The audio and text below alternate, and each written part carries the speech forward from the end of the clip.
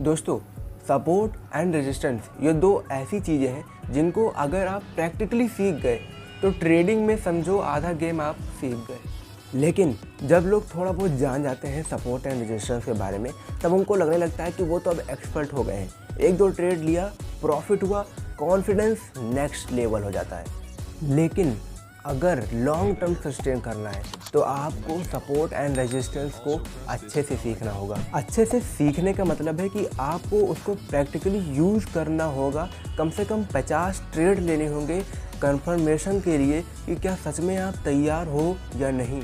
और आप जो प्रैक्टिकल करोगे वो रियल अमाउंट के साथ करोगे, जिससे कि आप मेंटली भी प्रिपेयर हो सको। अब आप कह रहे होगे कि 50 ट्रेड करने के लिए काफ़ी ढेर सारे पैसे लगेंगे। मैं कहता हूँ नहीं लगे। एक कमाल का तरीका बताता हूँ आप सभी को। क्या करो कि नीचे लिंक नहीं देता हूँ, आप प्ले स्टोर पे जाओ, ओलिम्प या ओक्टा पे अकाउंट बनाओ और उसमें $50 डिपॉजिट करो। $50 लगभग 4 से 5 हज़ार के बीच में होता है, ठीक है। तो उसको आप देखो यार, स्टार्टिंग में अगर आप ट्रेड कर रहे हो तो पैसा तो लगाना होगा। अगर आप सोच रहे हो कि फ्री फंड में सारी चीज़ें हो जाने वाली हैं, आप आओगे पैसा लगाओगे और पैसा डबल हो जाएगा, बिल्कुल भी नहीं होने वाला है। इसलिए मैं कम से कम अमाउंट बता रहा हूँ। और $50 ओक्टा या ओलिम्प पर इसलिए डिपॉजिट करोगे क्योंकि ये फॉरेक्स है। अब देखो, मेरे कहने का मतलब ये है, आप किसी पर भी कर सकते हो। सपोर्ट और रेजिस्टेंस हर जगह काम करता है। ऑप्शन ट्रेडिंग करो, स्विंग ट्रेडिंग करो, इंट्राडे करो, फ्यूचर करो, फॉरेक्स करो, कमोडिटी करो, क्रिप्टो करो, कुछ भी करो, सपोर्ट और रेजिस्टेंस हर जगह काम करता है। मैं आप सभी को फॉरेक्स पे ट्रेड करने के लिए क्यों कह रहा हूँ, क्योंकि इसमें आप मिनिमम $1 से ट्रेड ले सकते हो, ठीक है। तो ये अच्छी बात होगी, यहाँ पर आपका पैसा कम से कम लगेगा। तो जाकर अमाउंट डिपॉजिट करो और हर रोज़ सिर्फ $1 ही ट्रेड करना। अगर $1 वो हारते हो जीतते हो उससे नहीं मतलब है। जो आप $50 डिपॉजिट कर रहे हो वो यही सोच करो कि चलो हम इसको ख़राब ही कर रहे हैं, हम सिर्फ एक जुआ खेलने जा रहे हैं या फिर हम कहीं घूमने जा रहे हैं, कुछ सीखने जा रहे हैं, बस यही सोचकर $50 को डिपॉजिट करना। अगर आपके पास अभी नहीं है तो थोड़ा सा वेट करो। और हर रोज़ $1 ही ट्रेड क्यों करना है, क्योंकि इससे आपका जो पेशेंस लेवल है ना वो मेंटेन रहेगा। क्या होता है कि जब लोगों को जैसे कि वो हार गए तो सोचते कि यार अब मैं रिकवर करके रहूँगा, और अगर वो जीत गए तो यार बहुत तगड़ा प्रॉफिट हुआ, एक ट्रेड और लेते हैं, तो वो अपने पेशेंस को नहीं संभाल पाते हैं और इससे उनका लॉस हो जाता है। तो यहाँ पर देखो, अगर आप प्रैक्टिकल रियल अमाउंट से करते हो तो आपका मेंटली भी साइकोलॉजिकली प्रिपेयर हो सकोगे। और दूसरा, एक ट्रेड हर रोज़ लोगे तो आप पेशेंस अपना मेंटेन कर सकोगे, जिससे फ्यूचर में जब आप बड़ा ट्रेड लोगे तो वहाँ पर आपको काफ़ी ज़्यादा मदद करेगा ये सारी चीज़ें।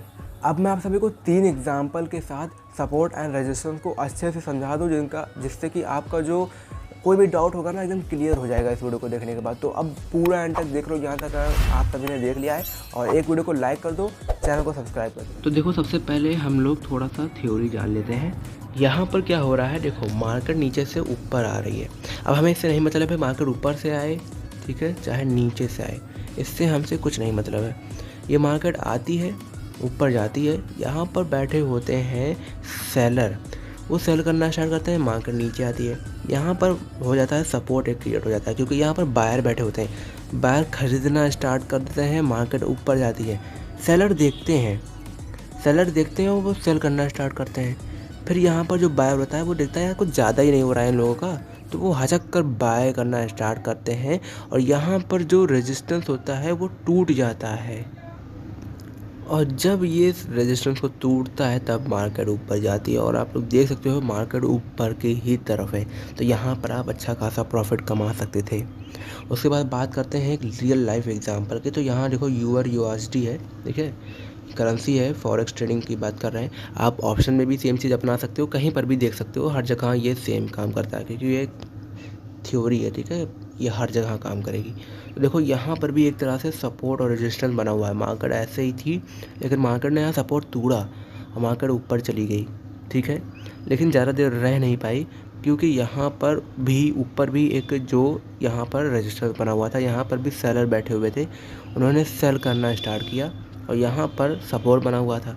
तो जब यहाँ पर सेल किया, मार्केट नीचे आई, फिर बायर बैठे थे, उन्होंने कहा ये क्या बदतमीजी हो रही है, उन्होंने बाय करना स्टार्ट किया।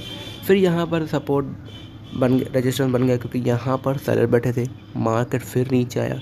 लेकिन अब यहाँ पर जो सपोर्ट था, उन्होंने सेलर ने कहा क्या कि यार तुम बदतमीज हो रहे हो, मैं तुम्हें धकेल देता हूँ।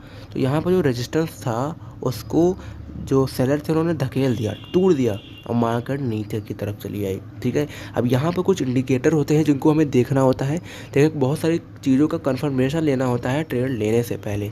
ठीक है, जिनके बारे में हम लोग नेक्स्ट वीडियो में जानेंगे। तो आप लोग अगर जानना चाहते हो तो कमेंट में मुझे बताना सिर्फ।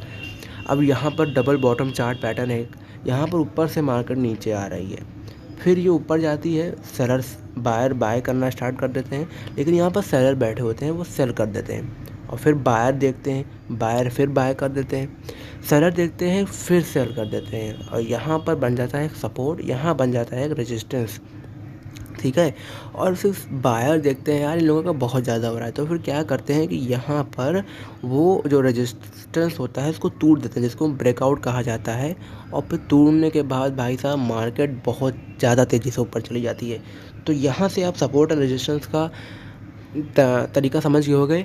अब अगर समझ में आ गया तो लाइक कर दो, और भी बहुत सारी चीज़ें अगर जानना चाहते हो तो कमेंट में बताना, और मैं मिलता हूँ नेक्स्ट वीडियो में।